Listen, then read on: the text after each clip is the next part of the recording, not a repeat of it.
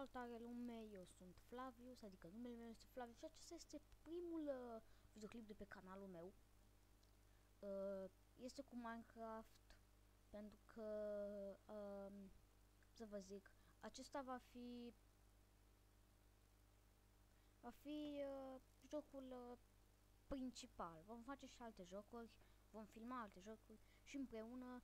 Poate mă știți cu numele de Zigre, pe alt canal mi l-am schimbat că, nu știu, îmi place mie să schimb canale, să mă mut pe un canal pe altul. Mă rog, vreau să vă zic să dați like, să vă abonați dacă n-ați făcut-o până acum și, în cel mai rău caz, să nu vă abonați. Că nu știu dacă înțeleg, că nici eu n-am înțeles ce am vrut să spun, dar mă rog. Deci să vă abonați, să dați like și comentarii dacă vreți să mai postez episoade. Voi posta episoade cam la o săptămână, 3 episoade, 2-3 episoade pe o săptămână, ar fi sâmbăta și duminica. Ar fi zilele în care aș putea să filmez, pentru că eu am școală și nu pot să stau toată ziua la calculator. Și eu nu sunt genul de persoană care stă toată ziua la calculator și să filmeze și să posteze. Deci eu filmez așa când am chef, când vreau să fac ceva nou. Da, de asta filmez eu, ca să mă simt așa, cumva, nu știu, mai bine. Mă simt mai bine, sunt mai bine. Nu știu de ce cânt. Ok, să mă prezint. Numele meu este Flavius. Joc Minecraft de vreo 3 ani, însemnând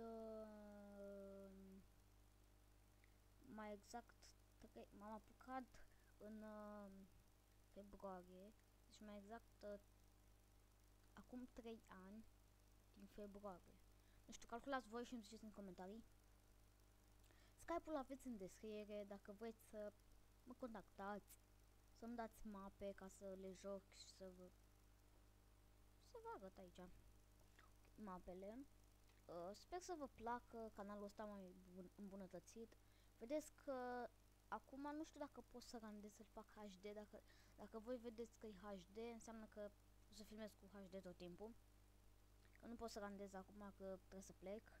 Și da, ne vedem în episodul 2. Acesta a fost primul episod, deci episodul pilot. Asta nu e un episod, cum să zic.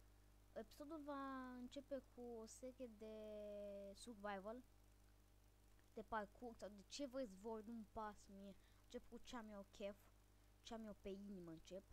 Ok, păi da, și cam tot a fost cu episodul de azi. Nu uitați să vă abonați, să dați like și să răspundeți la întrebarea săptămânii ce ați vrea să fac pe canal, adică ce aș vrea să fac.